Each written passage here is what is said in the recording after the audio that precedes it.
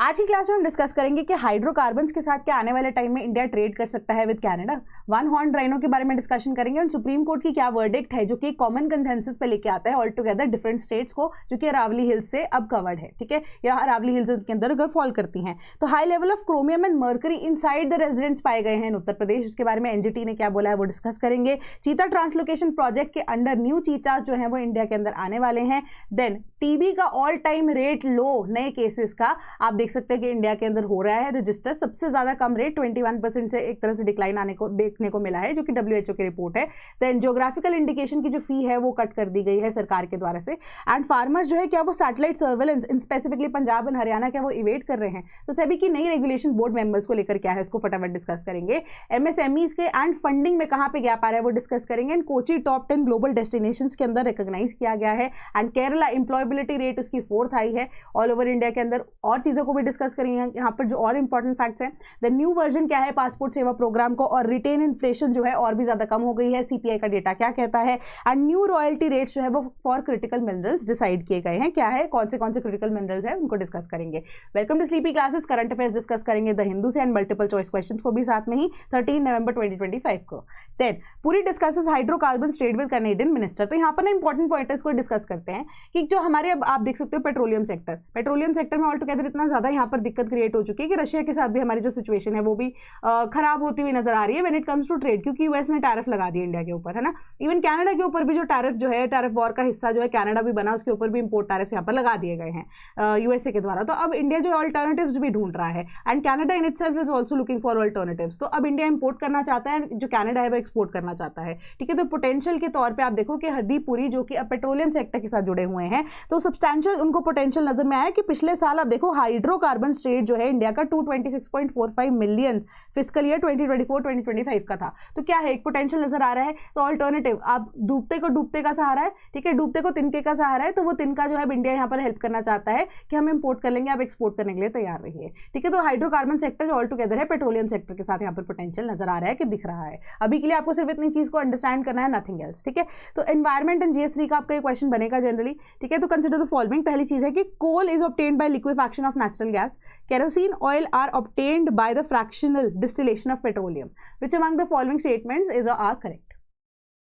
तो correct answer is option number B, second statement is correct. Coal जो है वो कोल माइन से आता है। यहाँ पर अगर आपको कोल गैस भी दी गई होती ना तो भी लिक्विफैक्शन से नहीं आती है। ये आपको क्वेश्चन जो है NCERT से आपसे पूछा गया है, जो कि डायरेक्टली आपको बताता है सबसे पहले कि हाइड्रोकार्बन है क्या, हाइड्रोजन और कार्बन का मिक्सचर होने के बाद, कॉम्पोनेंट्स का मिक्सचर होने के बाद जो भी हमारे पास एंड रिजल्ट आता है वो हाइड्रोकार्बन होता है, ठीक है। अब उससे क्या हो रहा है कि डिफरेंट जो है हमारे पास कॉम्पोनेंट्स अब एग्जिस्ट करते हैं मेजरली, जो कि पेट्रोलियम सेक्टर के साथ, जैसे केरोसिन हो गई, डीजल हो गया, या इवन कि आपने पेट्रोल की बात की होगी, या LNG LPG की बात करते हैं, वो सारी चीजें जो है हाइड्रोकार्बन है, ठीक है। इवन कोल गैस की भी जब हम बात करते हैं तो हाइड्रोजन उसके अंदर काफी ज्यादा है, कार्बन उसके अंदर काफी ज्यादा है। तो सिमिलर तरीके से जो LNG है वो अब उसको ऑब्टेन किया जा सकता है लिक्विफैक्शन ऑफ नेचुरल गैस, ठीक है। नेचुरल गैस को जब हम लिक्विड फॉर्म में कन्वर्ट करते हैं तो वो LNG होती है। पेट्रोल, केरोसिन और डीजल जो है obtained by fractional distillation of petroleum होता है अंडर द अर्थ क्रस्ट। तो हमें पता है कि क्रूड जो हमारे पास फॉर्म ऑफ ऑयल जो है वो आता है हमारे पास कहाँ से, ट्रॉम्बे के अंदर बेसिकली हम डिस्कस करते हैं जनरली मुंबई के अंदर। तो क्रूड जो टर्म में आपके पास आता है पेट्रोल, ठीक है, वो एट द एंड होता है। आपने कोई ऐसा डायग्राम भी देखा होगा बचपन के अंदर कि सबसे एंड में आप देखोगे कि पेट्रोल हमें मिलता है, ठीक है, एंड पेट्रोल से ऊपर आप देखोगे कि हल्का सा डीजल हमें मिलता है, उसके बाद केरोसिन सबसे पहले अर्लीस्ट हमें मिल जाता है। तो वो क्या है, फ्रैक्शनल डिस्टिलेशन प्रोसेस ही है ना। उसके बाद अगर आप प्रोसेस को और देखोगे तो नेचुरल गैस जो है अपर स्ट्रेटा और during the drilling of oil wells, ठीक है, ऑयल वेल्स को इनिशियली जब आप ड्रिल करना शुरू कर देते हो तो नेचुरल गैस वहां से मिलती है आपको। कोल गैस जो है obtain from destructive distillation of coal, natural gas में आपको यहाँ पर बता चुकी हूँ। तो ये डिफरेंट प्रोसेसेस हैं जो आपके NCERT में ही डायरेक्टली गिवन है हाइड्रोकार्बन्स के ऊपर, तो आप एक बार इसको गो थ्रू कर लेना। Then out of the woods कि एक रॉयल वॉक है वन हॉर्न राइनो की आउटसाइड द पोबितोरा वाइल्ड लाइफ सैंक्चुरी, जो कि गुवाहाटी के अंदर अब स्थित है ना। तो अभी ह्यूमन वाइल्ड लाइफ कॉन्फ्लिक्ट होने के चांसेस है, बट अब हम क्या डिस्कस करेंगे, हम इसका क्वेश्चन डिस्कस करेंगे सिंस मैंने कहा कैरेक्टरिस्टिक्स इंपॉर्टेंट है। Then tropical and sub tropical grasslands और savanna, shrublands, vulnerable, threatened, solitary, aquatic plants, which among the above stated points are related to one horn rhino.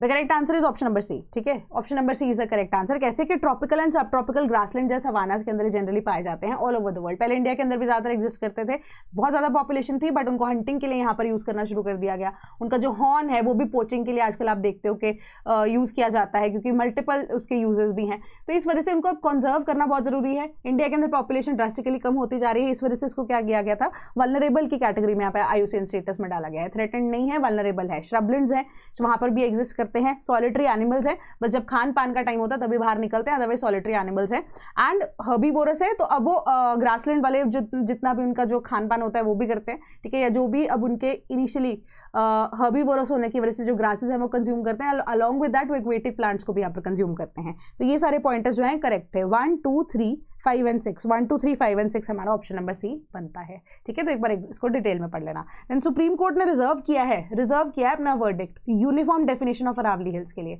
क्योंकि Aravalli hills जो है one of the oldest hills in the world है, ठीक है। तो अब India के अंदर वो एग्जिस्ट करती है, तो इंडिया के अंदर अगर आप स्टेट्स को यहाँ पर देखोगे, इवन हरियाणा के, राजस्थान एंड दिल्ली, ये वाले रीजन तक इसका एक्सटेंड है ना। तो अब आप देखोगे कि डेवलपमेंट के नाम पे बहुत ज्यादा माइनिंग यहाँ पर राजस्थान के अंदर हो रही है, ग्रेफाइट या इवन कि आप देखोगे रेड सैंडस्टोन, ये सारी चीजें जो है वो किस वजह से, अरावलीज की वजह से ही हो रही है, ठीक है। अरावलीज का वहां पर एग्जिस्टेंस है, तो अब ये माइनिंग वाला जो प्रोसेस अंडरटेक हो रहा है, उसके बाद आप देखोगे कि एक बहुत ज्यादा हैवी लेवल पर डिस्ट्रक्शन जो है वो होता हुआ नजर आता है अरावली हिल्स का। इरोजन का कॉन्सेप्ट अगर आप देखोगे बहुत ज्यादा देखने को नजर आता है, तो उसी के बेसिस पे यहाँ पे, ताकि एनवायरमेंटल सस्टेनेबिलिटी को ध्यान में रखा जा सके, सुप्रीम कोर्ट ने अपना जो वर्डिक्ट है वो भी रिजर्व करके रखा है। उन्होंने बोला है कि इलीगल माइनिंग होती है, एनक्रोचमेंट होती है, डिफॉरेस्टेशन होती है, ये चीज हम अरावलीज के अंदर देख रहे हैं। बट एक कॉमन यहाँ पर एक डिसीजन सुप्रीम कोर्ट का आएगा, जो कि all together for the whole of Aravalli, जहाँ पे 3 स्टेट्स कवर हो रही हैं, उनके ऊपर एप्लीकेबल होगा। तो अभी रिजर्व किया गया है, क्या डिसीजन होगा वो हमें नहीं पता है, बट हम क्वेश्चन डिस्कस करते हैं। कंसिडर द फॉलोइंग, पहली स्टेटमेंट क्या कह रही है, Guru Shikhar is the highest peak among the Aravallis. Second, Aravalli range is connecting कर दो, is connecting 4 ancient segments of the earth's crust. Which of the statements above are correct?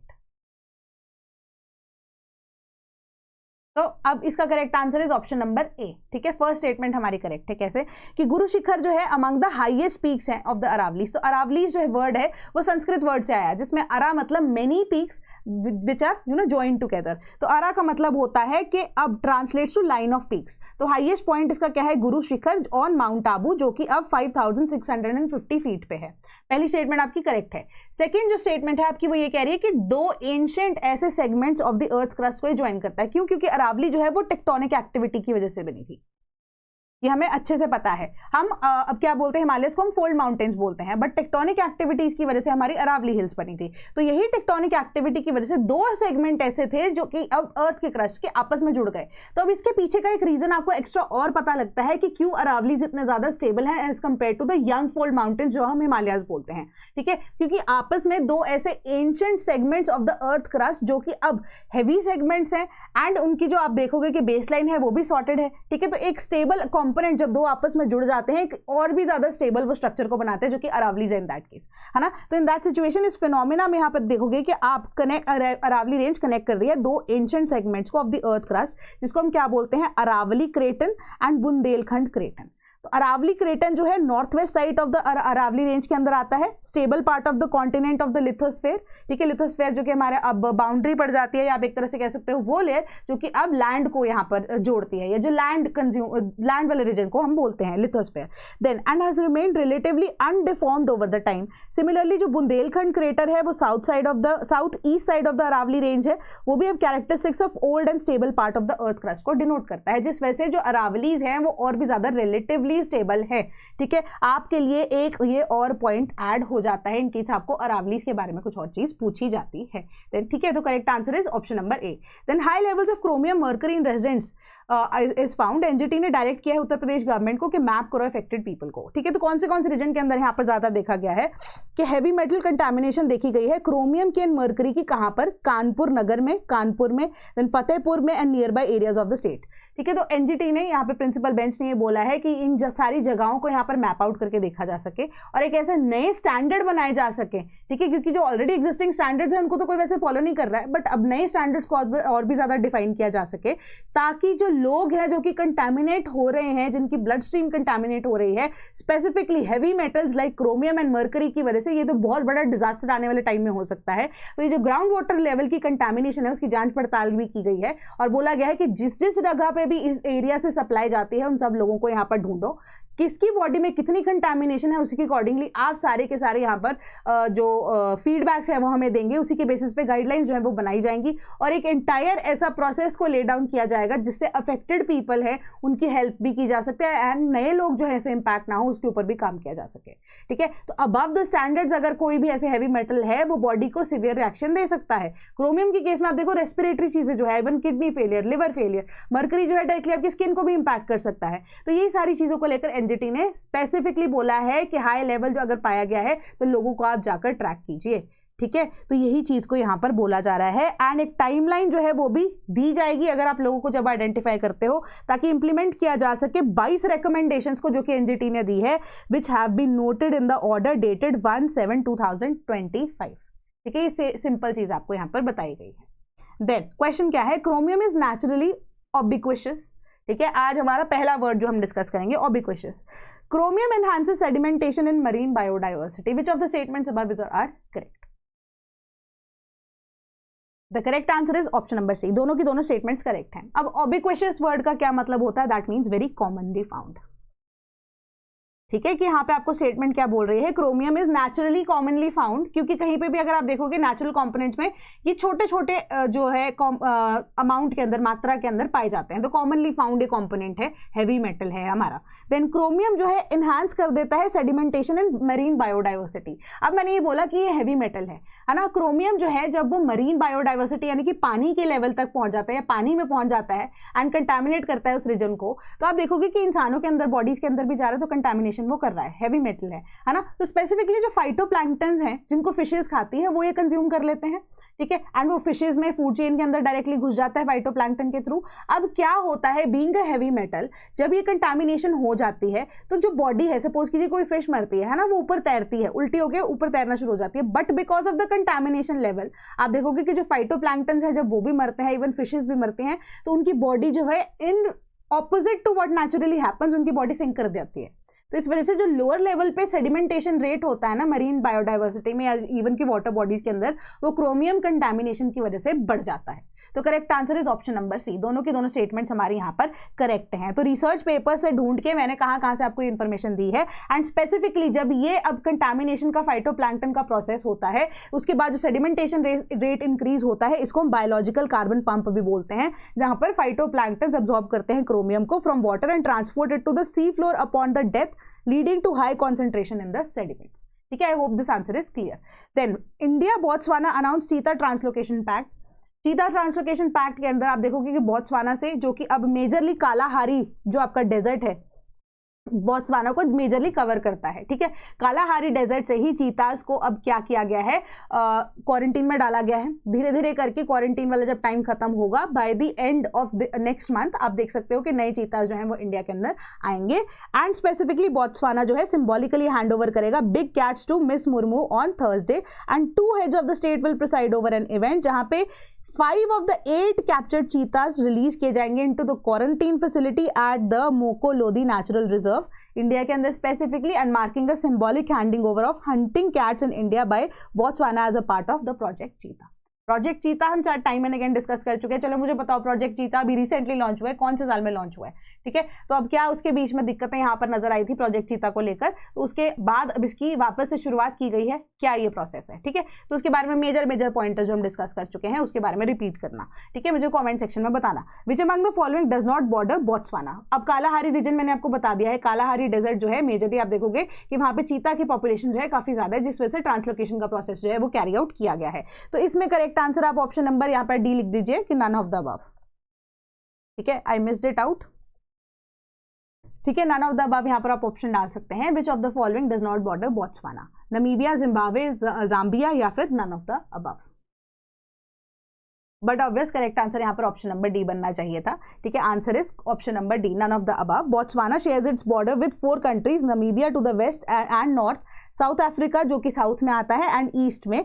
ठीक है, Zimbabwe to the east totally and Zambia to the north east. तो आप यहाँ पर देख सकते हो, this is your Botswana, Namibia, ठीक है, देन जाम्बिया आ गया, जिम्बाब्वे आ गया एंड देन साउथ अफ्रीका आ जाता है। उसके बीच में एक लैंडलॉक्ड रीजन हमारे पास है जो दैट इज बोत्सवाना। मेजरली आप देखोगे कि यहाँ पर कालाहारी डेजर्ट जो है वो एग्जिस्ट करता है।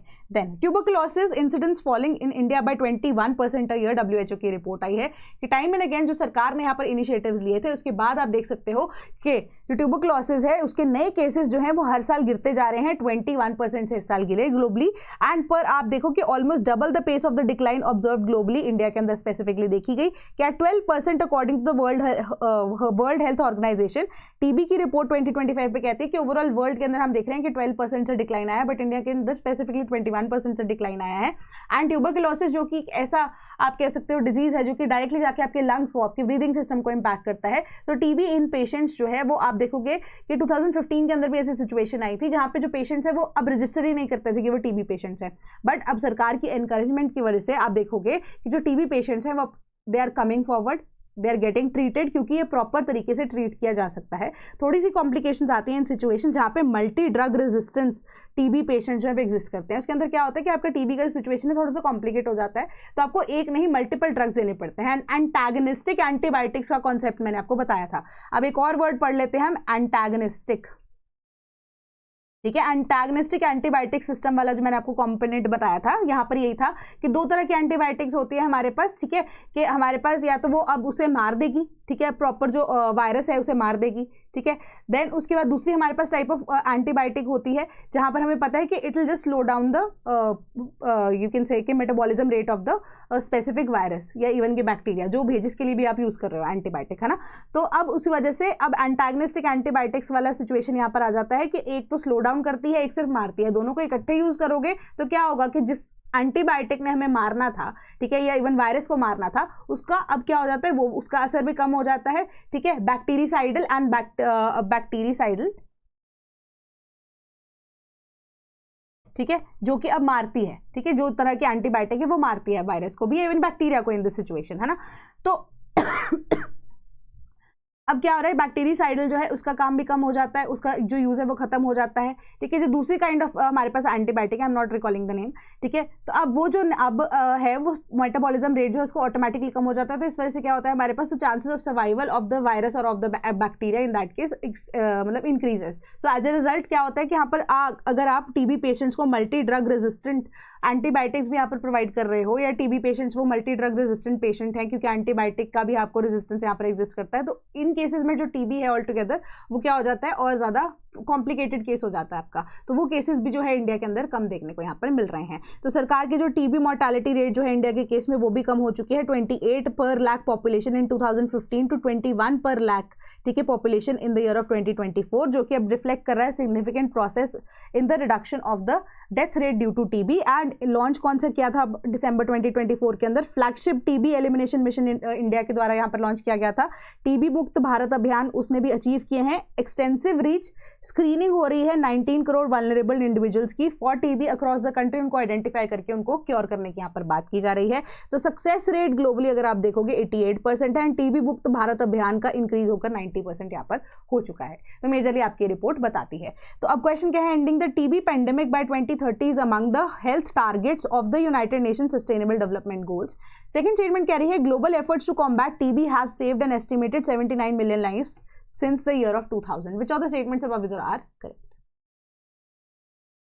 Correct answer is option number C, कि दोनों के दोनों स्टेटमेंट्स जो हैं वो WHO के टारगेट्स हैं, ठीक है, जो कि इंपॉर्टेंट है आपके लिए। जब अगर आप टीबी न्यूज में आ चुका है, मे बी आपसे अब इस साल नहीं क्वेश्चन पूछा जाएगा, 2027 में पूछा जा सके, है ना। तो ये सारी चीजें इंपॉर्टेंट है, एंड WHO की साइड से ही आपको आंसर दिया गया है कि 22 billion is required US dollars में जो billions is required for TB prevention diagnosis. तो ग्लोबल एफर्ट्स जो हैं वो saved 79 million life since the year of 2000, and ending TB pandemic by 2030 वो सस्टेनेबल डेवलपमेंट गोल्स का एक पार्ट है। तो correct answer is option number C. Then GI tag की जो फी है वो कट करके 1000 रुपीज कर दी गई है फ्रॉम 5000 रुपीज। तो इसके पीछे का प्रोसेस क्या है, रीजन क्या है, इसके पीछे का रीजन यही है कि अब सिंस ट्राइबल लोगों को यहाँ पर एनकरेज किया जा रहा है कि वो मेन स्ट्रीम सोसाइटी का भी पार्ट बने, और उनका जो इंडिजिनस यहाँ पर आइडियाज हैं, कॉन्सेप्ट्स एंड इवन की मेडिसिन लाइसेंस की भी जब बात कर रहे हैं, पेटेंट के केसेस में भी देख रहे हैं, तो उसके लिए जो एंडेमिक चीजें हैं इंडिया की या जो ट्राइबल लोगों की स्पेसिफिकली, उनको एनकरेज करने के लिए जीआई टैग की जो फी है वो 5,000 से घटाकर 1,000 रुपए सरकार ने कर दी है, ताकि अब सरकार यहाँ पर उन लोगों को भी मौका दे सके आगे परफॉर्म करने के लिए। इस वजह से क्या होगा कि अगेन सप्लाई चेन जो है उसको स्टैब्लिश करने की बात की जा रही है। जीआई टैग होता है तो स्पेसिफिकली एक पर्टिकुलर रीजन के द्वारा ही अगर वो चीज को सेल किया जाता है वो ऑथेंटिक होती है, तो वो ऑथेंटिसिटी को यहाँ पे डिराइव करने की सरकार कोशिश कर रही है। तो उन्होंने यही बोला है कि आपको हम सप्लाई चेन यहाँ पर स्टैब्लिश करके देंगे, आप सामने आइए। एंड बहुत सारे ऐसे जीआई टैग्स हैं, हम चाहते हैं कि इंडस्ट्रीज के अंदर उसको ग्लोबली हम प्रमोट कर सके इंडस्ट्रीज के थ्रू, एंड जो सरकार है वो आपके यहाँ पर हेल्प करने की कोशिश करेगी, जितना उनसे बन पड़ेगा वो इसे करेंगे। तो ई कॉमर्स प्लेटफॉर्म्स इसके थ्रू यहाँ पर चल सकते हैं, ठीक है। एंड मल्टीपल और चीजें यहाँ पर दी गई हैं, दैट इज जीआई टैग्स जो है डिस्ट्रीब्यूट भी किए गए, जैसे कि अब प्रोडक्ट्स, ये इंपॉर्टेंट पार्ट है आपके न्यूज का, ठीक है। दैट इज कन्नाडी पाया जो कि बैम्बू मैट है Kerala, Apatani textile of Arunachal Pradesh, then Marthandam honey of Tamil Nadu, Lepcha Tangbuk of Sikkim, and Bodo Aronai of Assam, Ambaji white marble of Gujarat, Bedu and Badri cow ghee of Uttarakhand. जो ट्राइबल अफेयर्स मिनिस्ट्री है उन्होंने अनाउंस किया कि ट्राइबल अफेयर्स ग्रैंड चैलेंज यहाँ पर ऑर्गेनाइज किया जाएगा in inviting the enterprises to design solutions for tribal communities, ठीक है। तो एक तरह से एक कॉमन प्लेटफॉर्म जहां पर दोनों कम्युनिटीज जैसे कि ट्राइबल लोग एंड इवन के जो एंटरप्रेन्योर्स है आपस में मिलकर डिसाइड करके अगर चाहते हैं कोई ऐसा स्टार्टअप करना, वो चीज को भी पॉसिबल कर दिया जाएगा। सिंपल सी ये न्यूज थी हमारे पास। क्वेश्चन क्या है, consider the following pairs, Navara rice Odisha, Ajara Ghansal rice Kerala, Ganjam Kewda flower Maharashtra. तो कौन से कितने पेयर्स यहाँ पर करेक्टली मैच्ड हैं? A option is only 1 pair is correctly matched, B option is only 2 pairs are correctly matched, C option is कि all of the pairs are correctly matched, and D option is कि none of the above, ठीक है। तो इस तरीके से आप इसे देख सकते हैं। Correct answer is option number D, none of them are correctly match, क्योंकि जो नवारा राइस है वो केरला से यहाँ पर है, and then Ajara Ghansal rice Maharashtra से, एंड गंजम केवड़ा फ्लावर ओडिशा से, ठीक है। तो correct answer is option number D. Then हमारे पास है कि सुप्रीम कोर्ट एग्जामिन कर रही है कि farmers are evading satellite surveillance. तो basic idea behind that is कि यहाँ पर जो पूरी कहानी मैं बताती हूँ कि हरियाणा के अंदर, पंजाब के अंदर जो है अब स्टबल बर्निंग के केसेस जो है उसके लिए सीपीसीबी एवं पंजाब पोल्यूशन कंट्रोल बोर्ड जो है वो अप्रिशिएट कर रहे हैं पंजाब स्टेट्स को भी एंड इवन हरियाणा के स्टेट्स को भी, एंड एनसीआर वाले रीजन के अंदर भी स्पेसिफिकली चीज बोली जा रही है कि स्टबल बर्निंग लास्ट टाइम से यहाँ पर कम हुई है, जिस वजह से पंजाब हरियाणा के अंदर वाहवाही शाबाशी बहुत ज्यादा बांटी गई थी। तो अब क्या हो रहा है कि अब क्या इशू होता है कि इंडियन सैटेलाइट से पास हो रही हैं बट कोरियन सैटेलाइट होगी, जापानी सैटेलाइट हो गई, उन्होंने इस चीज की इंफॉर्मेशन सरकार को दी कि आप ये इंफॉर्मेशन ग्लोबल लेवल पे गलत क्यों बता रहे हो कि स्टबल बर्निंग के केसेस के अंदर कमी आई है, बल्कि ऐसा नहीं हुआ है कि आपकी जो सैटेलाइट है वो अब पूरे दिन के अंदर 2 बार एक पर्टिकुलर खेत को कवर करती है, एक पर्टिकुलर रीजन को कवर करती है।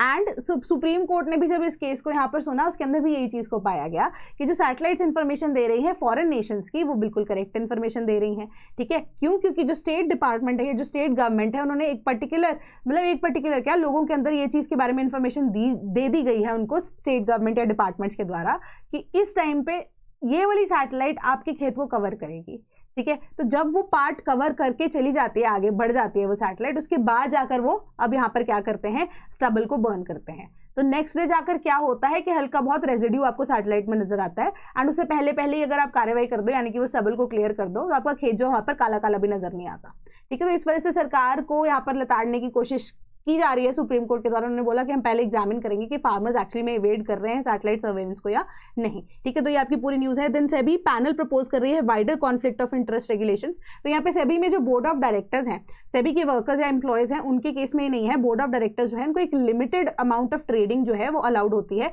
दैट इज कि 1/4 ऑफ देयर पोर्टफोलियो, जो कि नॉर्मल व्यक्ति का होता है उसका 1/4 जो है पोर्टफोलियो उनको मेंटेन करने की अलाउंस होती है।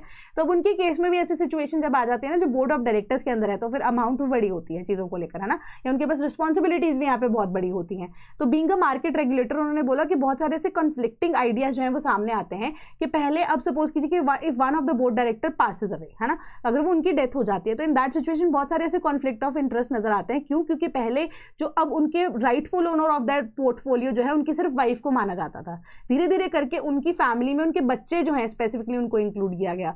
अब उनके अलावा एक और यहाँ पर कॉन्फ्लिक्ट ऑफ इंटरेस्ट नजर आता है विद सिचुएशंस टू रिलेटिव। तो क्या ये रिलेटिव वर्ड इंक्लूड होगा इसमें या नहीं होगा, इसके लिए एक हाई पावर जो पैनल है उसको बिठाने की यहाँ पर बात की जा रही है। तो जो कमेटी प्रपोज है कि एक चेयरपर्सन होंगे, होल टाइम मेंबर्स होंगे, एग्जीक्यूटिव डायरेक्टर्स होंगे और चीफ जनरल मैनेजर्स होंगे, जिनकी डिस्क्लोज की जाएगी एसेट्स एंड लाइबिलिटीज, उसी के बेसिस पे यहाँ पे जो कॉन्फ्लिक्टिंग इश्यूज हैं and more than one issues, जो कि अभी यहाँ पे तो एग्जांपल तो न्यूज में आपका एक ही दिया गया था, कि और बहुत सारे ऐसे इश्यूज जो हैं मल्टीपल या वाइडर कॉन्फ्लिक्ट ऑफ इंटरेस्ट को दर्शाते हैं, कीपिंग इन माइंड कि क्या क्या सिचुएशंस पॉसिबल हो सकते हैं, उनके लिए ऐसी ये कमेटी को बिठाया जाएगा जो सारी चीज़ों को असेस करने के बाद चेंजेस जो है वो पैनल जो है बताने की यहाँ पर कोशिश करेगा एंड अकॉर्डिंगली चेंजेस को यहाँ पर लेकर आया जाएगा। सिंपल सी आपकी न्यूज़ थी।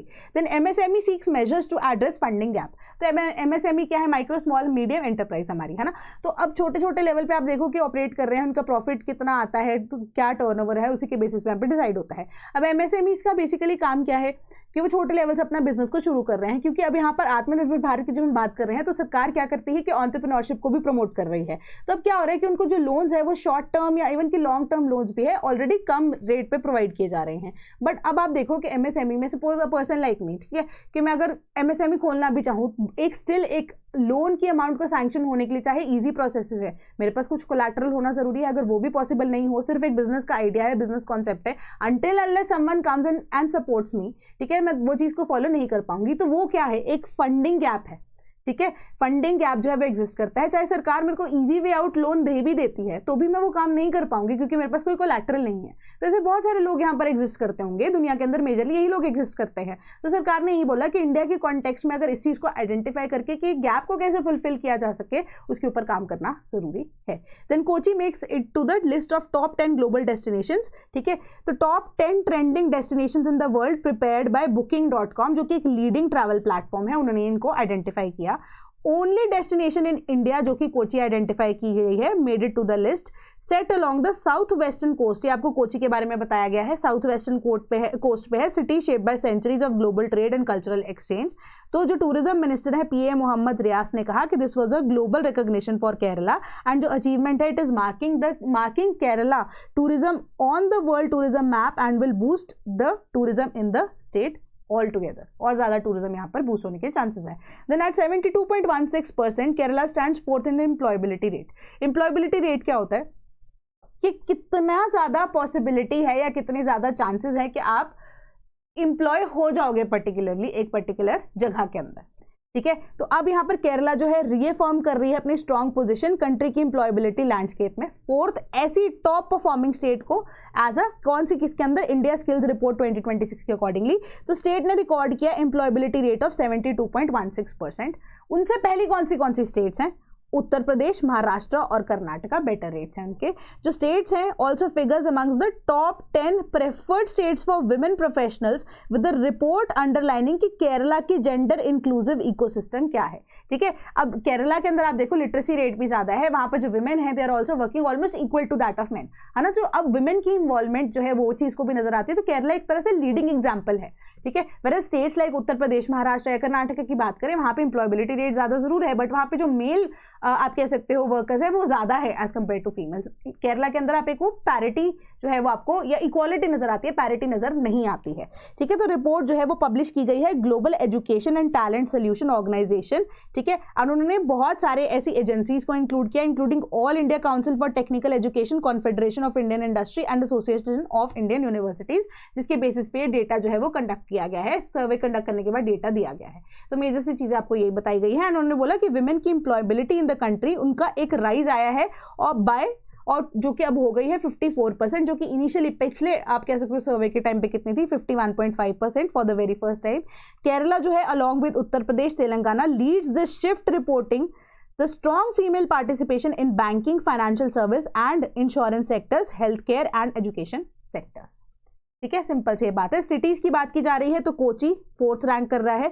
मेजर से अब बाकी सिटीज जो है कौन सी है, Delhi, Hyderabad with an average employability score of 76.56%। तो रिपोर्ट जो है ये आइडेंटिफाई करती है कि अब जैसे आप सपोज कीजिए कि इवन दिल्ली हो गया, ये Tier 1 सिटी के अंदर फॉल करता है, जैसे कि Tier 2 cities like Kochi and even Hyderabad also they and Lucknow also वो एक स्ट्रॉन्ग टैलेंट हब्स की तरह एमर्ज कर रहे हैं, जो कि नैरो करता है अर्बन रूरल स्किल गैप को, ठीक है, जो एक इंपॉर्टेंट चीज है। तो आपको मेंस का आंसर जो है इस चीज के रिलेटेड कभी पूछने को मिल जाए तो अब इसको एग्जांपल को कोट कर सकते हो। Then ministry of external affair launch कर रहे हैं नया version of passport Seva programme, जहां पे आपके पास ई पासपोर्ट की सुविधा जो है वो भी अवेलेबल होगी। एंड सिग्निफिकेंट माइलस्टोन है ये फॉर द इंडस्ट्री। एंड नए इंप्रूव्ड पासपोर्ट वेबसाइट के साथ, मोबाइल ऐप के साथ यूजर्स को एक बेटर एक्सपीरियंस मिलेगा। कैसे? ऑटो फिल्ड फॉर्म्स के आइडिया आपके पास होगा, पॉसिबल सोल्यूशन होगा, सिंपलर डॉक्यूमेंट अपलोड्स की रिक्वायरमेंट होगी, एंड ईजी ऑनलाइन पेमेंट्स आसान होगा करना, यानी कि ऑनलाइन पेमेंट्स करना आसान हो जाएगा when it comes to passport Seva Kendra. And union cabinet clears new royalty rates for critical minerals. तो कौन से हैं जो minerals, that is critical minerals for the royalty rates इनके graphite, caesium and rubidium and zirconium के लिए स्पेसिफिकली रैशनलाइज किए गए हैं। एंड इसके पीछे आप देखोगे कि रैशनलाइजेशन स्ट्रक्चर के अंदर ग्रेफाइट, ठीक है, वेरिएंट रॉयल्टी जहां पे प्रीवियसली है पर टन बेसिस पे की जाती थी, फिक्स्ड अमाउंट होती थी एक स्पेसिफिक ओर की, अब वो एड वैलोरम बेसिस पे होगी। Third word of the day, ad valorem basis, ठीक है, यानी कि एड वैलोरम मींस कि at par with the market rate.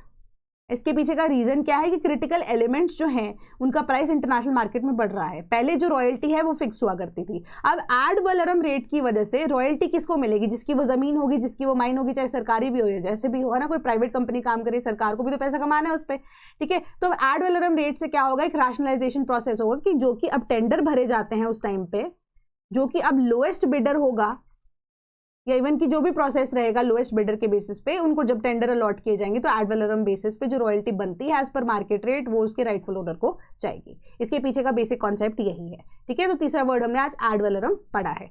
तो अब इस वजह से सरकार जो है वो रैशनलाइज करना चाह रही है, ठीक है। Then retail inflation hits a historic low of 0.25% in October. तो क्या है हिस्टोरिकली लो क्यों हो रहा है? हमें तो टाइम एंड अगेन पता है ना कि कंज्यूमर जो है वो क्या कर रहा है, उनकी डिमांड ही नहीं है खाने वाले प्रोडक्ट्स में। टाइम एंड अगेन हम इस चीज को भी डिस्कस करते हैं कि उनकी ईटिंग हैबिट्स एंड पैटर्न्स जो है वो बास्केट के अंदर जो इंक्लूड किए जाते हैं करंटली उसको फॉलो नहीं कर रही है, तो there is a need of reform is there. तो अब उस चीज को भी इंक्लूड किया जाएगा। दूसरी चीज यहाँ पर यही है कि रिटेल इन्फ्लेशन अब इस वजह से भी कम हुई क्योंकि जीएसटी जो है उसके अंदर चेंजेस आए, तो प्रोडक्ट के जो प्राइसेस है वो भी कम आए। तीसरी चीज यहाँ पर इंपॉर्टेंट यही कवर की जा रही है कि जो आपका, अब आप कह सकते हो कि बेसिस या स्टैटिस्टिकल बेस इफेक्ट। अब एक तो सरकार का टाइम एंड अगेन ये चीज का इशू रहता है कि बेस इफेक्ट के साथ बहुत ज्यादा छेड़छाड़ देखने को मिलती है, ठीक है, जो कि एलिगेशन सरकार के ऊपर लगता है, बट एक बेसिक पॉइंट को भी मैं कवर कर रही हूँ यहाँ पर। बेस इफेक्ट जो है वो टाइम एंड अगेन ऊपर नीचे फ्लक्चुएट वो करते रहते हैं, ठीक है। एंड इसी वजह से आप देखोगे कि कोई एग्जैक्ट या रियल डेटा जो है हमारे पास नहीं आता। तो इस वजह से भी अगर आप देखो कि इस बार भी जो बेस इफेक्ट है उसको हल्का सा ऊपर कर दिया गया, थोड़ा सा ऊपर शिफ्ट कर दिया गया। इस वजह से क्या हुआ कि आपकी जो इन्फ्लेशन है वो ऑल टुगेदर कम दिखती है यहाँ पर, है ना। तो अब जो नंबर्स है वो रिलेटिवली कम देखने को मिलते हैं। तो उन्होंने बोला कि फूड के प्राइसेस एक्चुअली में कम नहीं हुए हैं, जो कि एक्सपर्ट्स है वो ये चीज बोलते हैं, फूड के प्राइसेस एक्चुअली में कम नहीं हुए हैं, ये बेस इफेक्ट की वजह से जो डेटा है इस तरीके से आया है, ठीक है। तो सिंपल सी बात आपको ये बताई जा रही है। रिटेल इन्फ्लेशन जो है वो अब सीपीआई डेटा के बेसिस पे कैलकुलेट किया है। कंज्यूमर पैटर्न्स चेंज हो रहे हैं, टाइम एंड अगेन मैं यही चीज को रिपीट करती रहती हूँ। तो अब उसके अलावा जो बेस इफेक्ट है उसको भी ऊपर नीचे यहाँ पर चेंज किया गया है, वैसे जनरली हल्का सा ऊपर किया गया है, जिस वजह से जो अब रिटेल इन्फ्लेशन है वो और ज्यादा कम होती हुई यहाँ पर नजर आए, ठीक है, कि कहने को कि महंगाई कम हो गई, सिंपल सी बात है। देन 2026-2027 के फाउंडेशन बैचेस हमारे पास अवेलेबल हैं। कोई भी अगर आपको डाउट होता है कोर्स को लेकर इंक्वायरी है, आप हमारे टोल फ्री नंबर 1800-890-3043 पे आप हमें कॉल भी कर सकते हैं, sleepy.class@gmail.com पे हमें ईमेल भी कर सकते हैं। Same goes for the UPPCS batch. That is all from my side today. Thank you so much.